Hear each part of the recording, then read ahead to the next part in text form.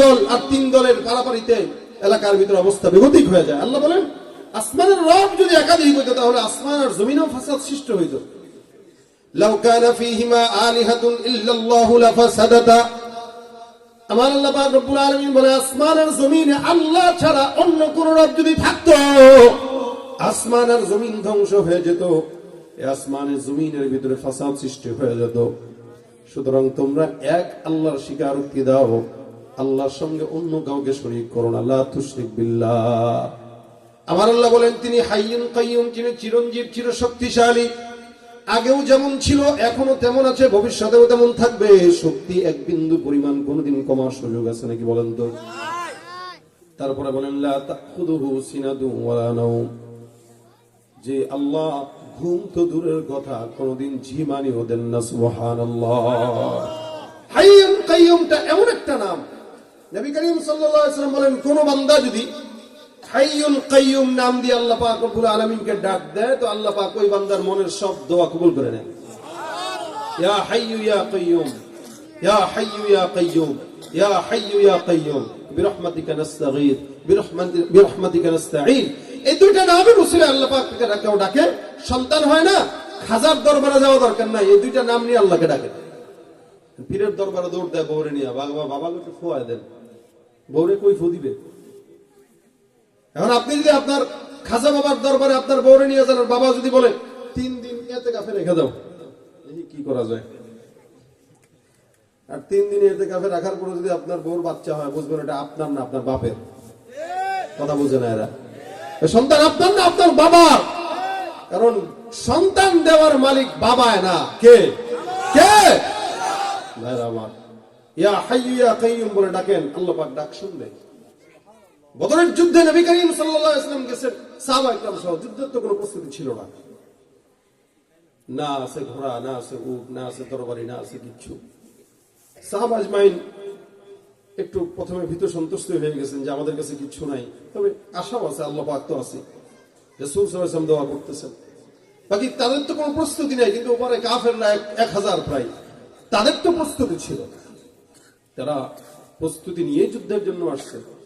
এমন একটা নিশ্চিত পরাজয়, এরকম একটা যুদ্ধে হযরত আলী বলেন আমি রাসূল সাল্লাল্লাহু আলাইহি ওয়াসাল্লামের কাছে গেলাম, তাকায় দেখি আল্লাহর হাবিব সাল্লাল্লাহু আলাইহি ওয়াসাল্লাম সিজদায় করে 2টা নাম ধরে আল্লাহকে ডাকে, ইয়া হাইয়ু ইয়া কাইয়ুম। এই 2টা নাম দিয়ে আল্লাহর কাছে ডাকতেছে। আলী বলেন আমি আবার গেলাম পয়গম্বরের তাবুতে, আবার দেখলাম এই 2টা নাম নিয়ে ডাকে।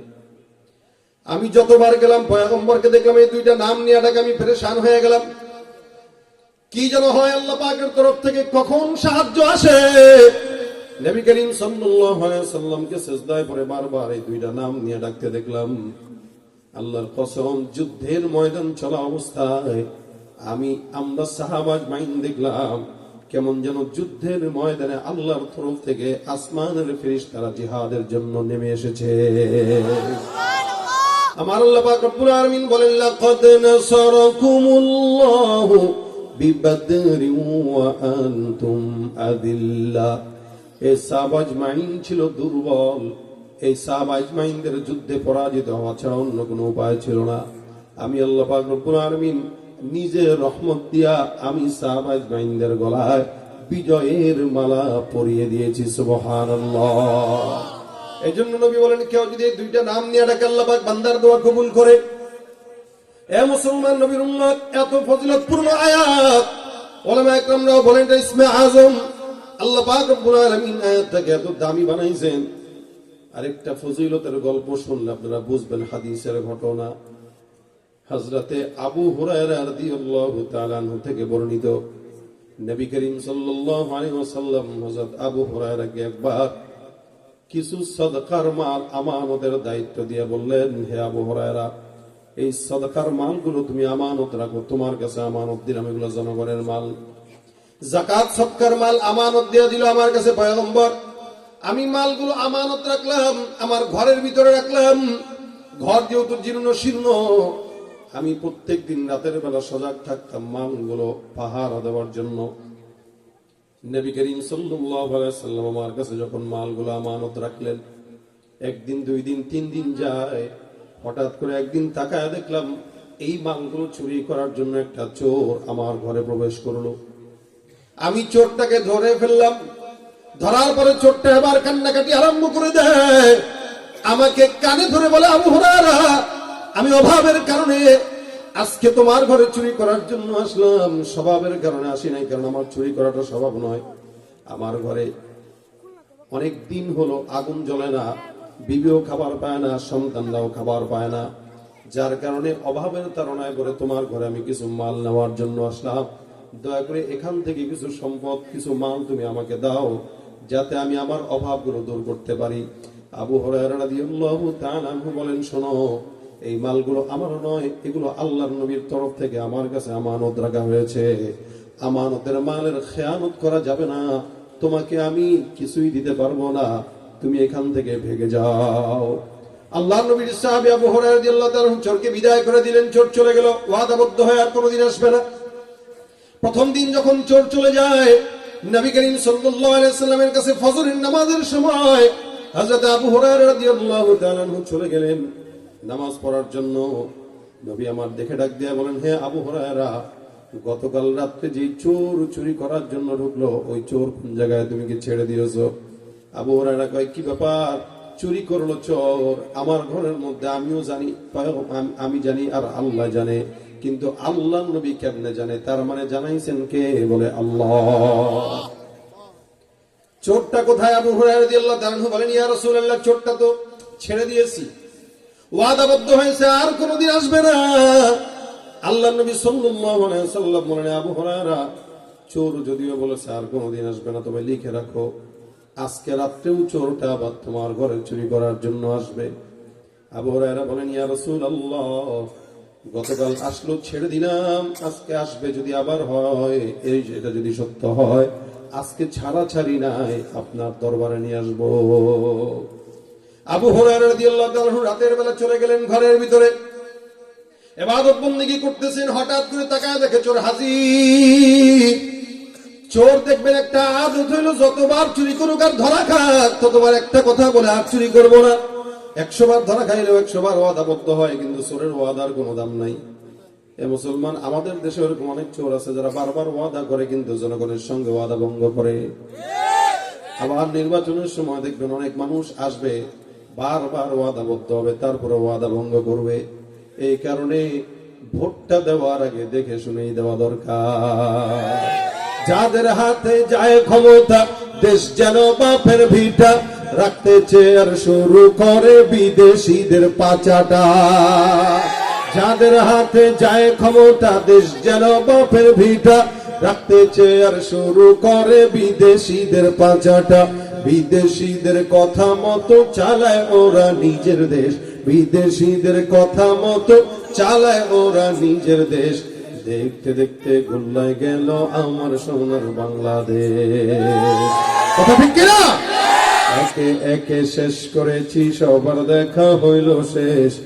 দেখতে দেখতে গোল্লায় গেল আমার সোনার বাংলাদেশ, দেখতে দেখতে গোল্লায় গেল আমার সোনার বাংলাদেশ।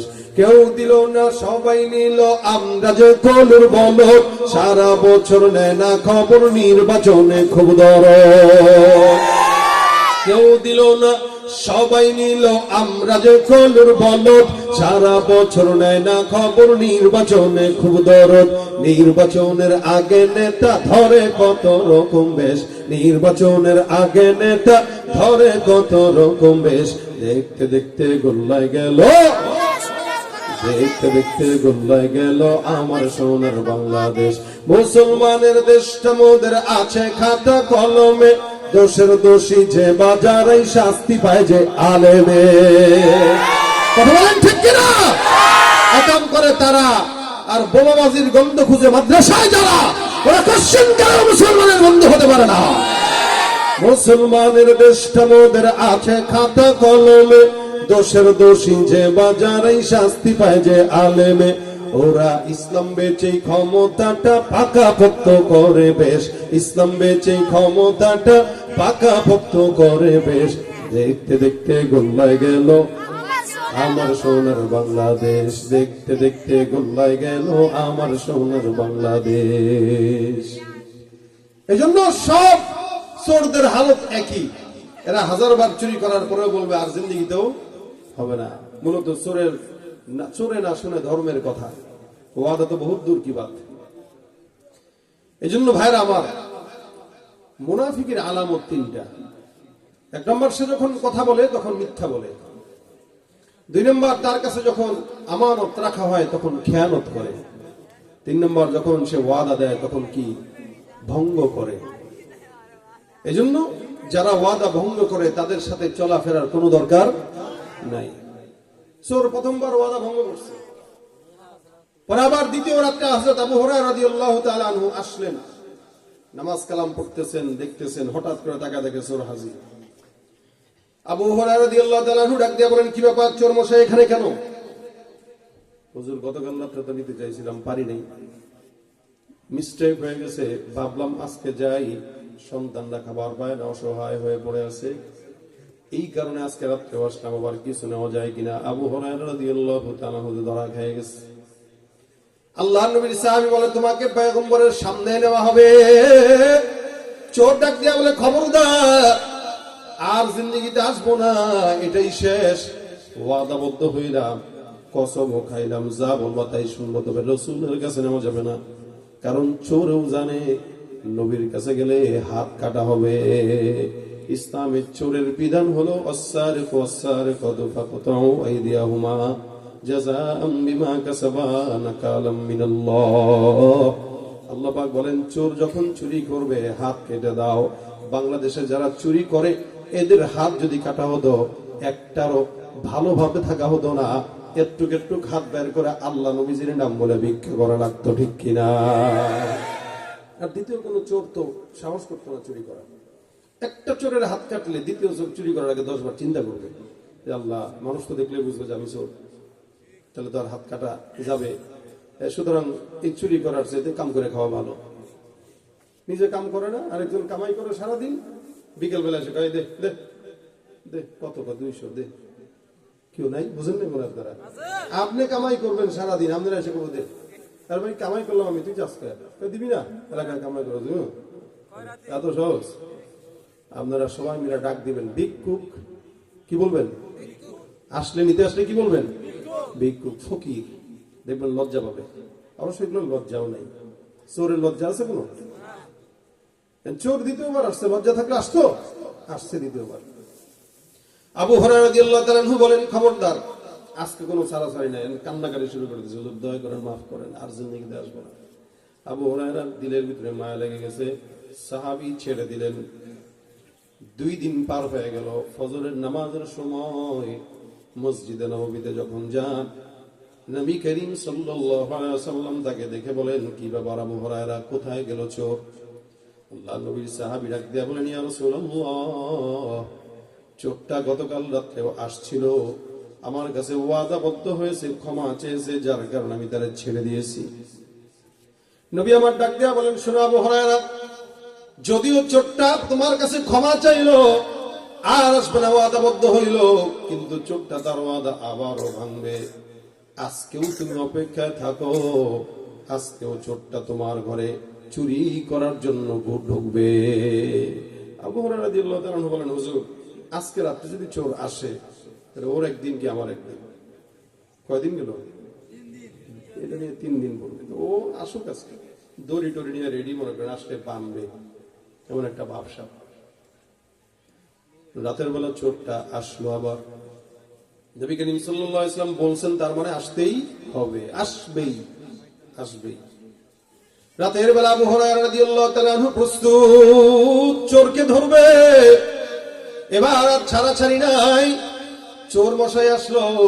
আল্লাহর নবীর সাহাবী আবু হুরায়রা রাদিয়াল্লাহু তাআলা আনহু ধরে ফেললেন। চোর এবার আল্লাহ, ভাবলাম তো চোর মনে করছে, তো আজকে মনে আর পাহারা দিবে না, ওয়াদাবদ্ধ হয়ে গেছে, লাগাতার 3 দিন কি আর পাহারা দেয়? চোর যখন ধরা খাইল, এবার মাফ চায়। আবু হুরায়রা রাদিয়াল্লাহু তাআলা আনহু বলেন, চুপ, কোনো কথা চলবে না, চুপচাপ বসে থাকো। চোর মশাই কয়, কি করা যায়, গত 2 দিন তো একটা কথা বলছিলাম, বলে টিলা কোনো মতো পাম্পটি দিয়ে ছুটছিলাম, একই কথা যদি আজকেও বলি তাহলে তো লাভ নেই, প্রতিদিন কি এক কথায় হয়? কি করা যায়, কি করা যায়? কিছুক্ষণ পর ডাক দেয়া বলে, হে আবু হুরায়রা, কি হইছে, কি বলবি আবার, নতুন কোনো কথা আছে? মানে একটা কথা আছে, শুনবা? বলে কি বলো? আমি কোরআনের এমন একটা আয়াতের আমল জানি যে আয়াতের আমলটা তুমি জানো না। আমি চাই তোমাকে কোরআনের ওই আয়াতের আমলটা শিখায় দিতে। সুবহানাল্লাহ ওয়া বিহামদিহি। সরে বলে, কি রে ভাই, তুই শিখাবি আমারে? তুই শিখাবি কোরআনের আয়াতের আমল? মানে ভাবসাবটা এরকম চোরের, যে চোর হইলে কি হয়েছে, আমি মনে হয় ইমানদার না? চোর হইতে পারি তাই বলে বুঝলি লাজ শরম কিছু না, ইমানদার না, ইমান টিমান নাই, এরকম মনে করেন নাকি? আমরা দুর্নীতি করলে কি হয়েছে, ইসলামের অবস্থা খেয়াল রাখি, তাহাজ্জুদ করি 80 রাকাত। মানে ভাবটা এরকম। ভাই আপনি যদি গুনাই ছাড়তে না পারলেন, আপনি ইমানদার কিসের আবার? একটা হইলো নিজের অজান্তে করে ফেলছে, আরেকটা হইলো হে নিয়ত করে গুনাহ করে, ওয়াদাবদ্ধ হয়ে গুনাহ করে যে আমি এটা করবো, ওয়াদাবদ্ধ। আপনারা আমাদেরকে ভোট দেন, আপনারা আমাদেরকে এই করেন, আমি এটা করব। মানে আমি এক কথা বারবার বলতেছি এই কারণে, আমাদের দেশে অন্যায় বিচার তারাই বেশি করে যাদের হাতে ক্ষমতা থাকে। যার হাতে ক্ষমতা নেই, হয়তো পাওয়ার লেস মানুষ, সে কি অন্যায় করবে, এরপর চিন্তা করে 2 বার 10 বার যে এটা করলে আমি যদি জেলখানা যাওয়া লাগে। কিন্তু যাদের হাতে ক্ষমতা আছে এদের তো জেলখানার ভয় নেই, কারণ ক্ষমতা জেল তো বানাইছেই সে গরিবদের ঢুকানোর জন্য, আর যে অন্যায় করে নাই নিরপরাধ মানুষকে ঢুকানোর জন্য। এবং বর্তমানে বাংলাদেশে তো জেলখানায় অপরাধীরা ঢুকে না, নিরপরাধীরা ঢুকে, আর অপরাধীরা বুক ফুলায় হাঁটে। এটাই অবস্থা। এই জন্য বারবার এই কথাই বলিস, রাগ করতেছেন আপনারা না? হালত এটা, আপনারাও গরিব, আমিও গরিব, গরিবদের অবস্থাই এরকম। আমরা আজীবন গরিবই থাকবো, কিন্তু যাদেরকে ভোট দিয়ে আমরা উঁচু জায়গায় পাঠাই তারা আঙ্গুল ফুলে কলা গাছ হয়, আর আমাদের মতো সাধারণ মানুষদের উপর জুলুম অত্যাচার করে। চোর বলতেছে, এরে আমি আপনাকে একটা জিনিস শিখাইতে চাই, আপনি কি শিখবেন? আবু হুরায়রা বলতেছেন, হ্যাঁ শিখবো, বলো। কথাটা তো একটা শর্ত আছে। বল, আবার কি শর্ত? শর্ত হলে আমার ছেড়ে দিতে হবে। ভালোই শর্ত দিছিস তুই। আচ্ছা ঠিক আছে, বুঝলাম, তোকে ছেড়ে দিলে আমার লাভ, মানে শিখলে আমার লাভ আছে, ধরে রাখলে তো কোনো লাভ নেই। তাহলে তোরে ধরে রাখার চাইতে একটা এলম শিখলাম, একটা আমল শিখলাম, সেটা ভালো। এমনিও হযরত আবু হুরায়রা রাদিয়াল্লাহু তাআলা আনহু ইলমের প্রতি অনেক বেশি যৌক আর শৌক ছিল, যার কারণে উনি খেয়ে না খেয়ে ইলমের জন্য পড়ে থাকতেন। হযরত আবু হুরায়রা রাদিয়াল্লাহু তাআলা আনহু বলতেছেন, তাহলে বলো কি শিখাইবা, বলো। চোর এবার ডাক দিয়ে বলতেছেন, শোনো, আল্লাহু লা ইলাহা ইল্লা হুয়াল হাইয়ুল কাইয়্যুম লা তাখুযুহু সিনাতুন ওয়া লা নাওম লাহু মা ফিস সামাওয়াতি ওয়া মা ফিল আরদ মান যাল্লাযী ইয়াশফা'ু ইনদাহু ইল্লা বিইذনি ইয়া'লামু মা বাইনা আইদিহিম ওয়া মা খালফাহুম ওয়া লা ইউহীতুনা বিশাইইন মিন ইলমিহি ইল্লা বিমা শাআ ওয়াসি'a কুরসিয়্যুহুস সামাওয়াতি ওয়াল আরদ ওয়া লা ইয়াউদুহু হিফযুহুমা ওয়া হুয়াল আলিয়্যুল আযীম। এই পুরোটুক আয়াত চোর পড়লো, পড়ার পরে বলতেছে, শুনে, এটাকে আয়াতুল কুরসি বলে।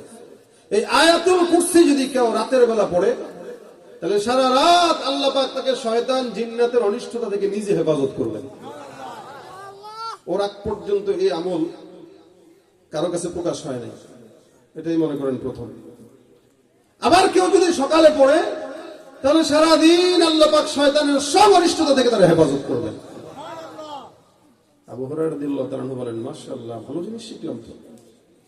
তাহলে এবার আমার সারেন যা সব ফট বাগায় দিছে। এখন চোর তো ভেঙে গেল, আবু হুরায়রা রাদিয়াল্লাহু তাআলা আনহু শুনাই দিল, শিখাই দিল। সকালবেলা রাসূলের কাছে গেছেন, নবী করিম সাল্লাল্লাহু আলাইহি ওয়াসাল্লাম বলে, কি ব্যাপার আবু হুরায়রা, চোর কোথায়? হুজুর, চোর তো ছেড়ে দিছি। কেন? আজকে না কথা ছিল আমার কাছে নিয়ে আসবা। হুজুর, কাহিনী তো ঘটছে, এ তো আমার সাথে এই এই এই এই করছে। নবী ডাক দিয়ে বলেন, তাই? বলে, হ্যাঁ। ও, চোর কি শিখাইছে? কয় আয়াতুল কুরসি, এটা নাকি সকালে আর রাতে পড়লে সারা দিনের জিম্মাদারি আল্লাহ নিয়ে নেয়। নবী করিম সাল্লাল্লাহু আলাইহি ওয়াসাল্লাম বলে, ইন্নাহু ক্বাদ সাদাকাক ফাহুয়া কাযুব। হ্যাঁ, চোর তোমার যেটা শিখাই গেছে এটা 100% সত্যটাই শিখাই গেছে। চোর হইলেও জ্ঞান আছে, কি বলেন, ঠিক না ভাই? এদেশে চোরদের জ্ঞান বেশি থাকে, কারণ চুরি করাটাও একটা জ্ঞান, কথা বুঝেন না? বাটপারি একটা কিন্তু ভালো জ্ঞান। এখন এই যে চোরের জ্ঞান আছে, তার মানে চোর সত্য বলছে। রাসূল বলে, ইন্নাহু ক্বাদ সাদাকাক, নিশ্চয়ই চোর সত্য বলেছে। লেকিন ফাহুয়া কাযুব, সে সত্যবাদী না। মিথ্যুক একটা লোক তোমাকে সত্য একটা আমল শিখাই দিয়ে গেছে। সুবহানাল্লাহ। হযরত আবু হুরায়রা রাদিয়াল্লাহু তাআলা আনহু বলেন, ইয়া রাসূলুল্লাহ, আমার বুঝে আসলো না, আমাকে সত্য শিখাইছে কিন্তু সে মিথ্যাবাদী। প্রথম দিন আসলো, আপনি বললেন চোর গেছে কিনা, আমি বলছি হ্যাঁ, আবার বললেন দ্বিতীয় দিন আসবে, দ্বিতীয় দিনও আসলো, বললেন তৃতীয় দিন আসবে, তৃতীয় দিনও আসলো, লাগাতার পরপর 3 দিন চোর আসলো। এরপরে যেটা শিখাইলো এটাও সত্য শিখাইলো, আবার বলতেছেন সে মিথ্যাবাদী। এত কিছু জানেন, হুজুর চোরটাকে কি আপনি চিনেন? আবু হুরায়রার প্রশ্ন, এটা পরিচিত নাকি? এটা মানে কোন, কার বাপ, কার পোলা, কার জামাই, কে? একটু বলেন না হুজুর, এটা কে? হুজুর বলেন হ্যাঁ আমি তো জানি এটা কে। হুজুর কে?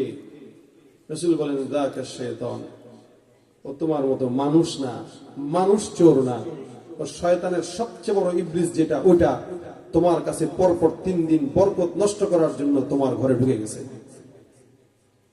এখন যখন রাত্রেবেলা ধরা পড়লো আর বুঝলো যে আমি নবীর কাছে আসা লাগবে, তখন তার যে দুর্বল জায়গাটা আছে ওই দুর্বল জায়গার এলেমটা তোমাকে শিখিয়ে তারপরে সে ভাগছে।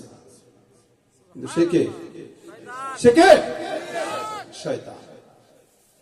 মানুষ তার দুর্বল জায়গাটা জানে, শয়তানও জানে তার দুর্বল জায়গা কোনটা। শয়তানের চিন্তা হলো, ভাই তুমি আয়াতুল কুরসি পড়ো না, আমি তো আসবোই, কারণ আমি আসলে তুমি ধরো আর আমার ভয় দেখাও, রাসূলের কাছে নিবা, তাহলে আমার রাস্তাটাই বন্ধ করে দাও। এখন থেকে আমল এটা করবা, তাহলে কোনো শয়তান আসতে পারবে না। নিজে যে শয়তান এটা তো আর বলে না, বলতেছে তুমি এটা পড়বা, পড়লে আল্লাহ পাক এই করবেন। রাসূল বলতেছে এটা সত্য। কেউ যদি 5 ওয়াক্ত নামাজের পরে অথবা সকাল বিকাল পরে, আল্লাহ পাক রব্বুল আলামিন তার সারাদিনের জিম্মাদারি নিজের হাতে নিয়ে নেবেন। কোন শয়তান, জিন্নাত, সম্পদ অথবা আপনার মালের অথবা আপনার জানের নোকসানি করতে পারবে না। অনেক সময় সন্তানরা রোগাক্রান্ত, জিন্নাতের থেকে আসরপ্রাপ্ত হয়, রাতের বেলা এমনি কান্নাকাটি করতেছে, কোনো কিছু হয় নাই, আপনি করে নিয়েছেন, সারা রাত দাঁড়ায় আছেন, কান্না বন্ধ হয় না। একবার মায়ের কোলে, একবার বাপের কোলে, ভাইয়ের কোলে, বলুন কানতে তো কানতেছে, হুজুরের ফোন দেয়, হুজুর একটা ফু দেন। ওই হুজুর মোবাইল থেকে কি ফু দিবে? আপনি আয়াতুল কুরসি পড়েন, করে ফু দিয়ে দেন, ইনশাআল্লাহ শয়তানের ওয়াসওয়াসা যদি হেরে থাকে আল্লাহ পাক হেফাজত করবে। সম্পদ রাখছেন ঘরে, এই সম্পদ অনেক সময় দেখা যায় হারায় যায়, এমনি হারায় যাচ্ছে, আর কেউ তো নেয় নাই, তো গেল কই? জানে না তো, জানেই না, কেউ তো নেয় নাই, ধরেও নাই, কেউ আসেও নাই, গেল কই? বলে শয়তান চুরি করে অনেক সময়, জিন্নাত চুরি করে অনেক সময়, সম্পদের অনিষ্টতা করার জন্য, সম্পদের বরকত নষ্ট করার জন্য। এই জন্য রাসূল সাল্লাল্লাহু আলাইহি ওয়াসাল্লাম বলেছেন রাত্রেবেলা খাবার ঢেকে রাখো, শয়তানের নজর ওখানে পড়ে, হাত পড়ে, তো শয়তান মুখ দেয়। এই কারণে তোমরা ওঠার অনিষ্টতা থেকে বাঁচার জন্য তোমরা ঢেকে রাখো, পাত্র ঢেকে রাখো, পানি ঢেকে রাখো।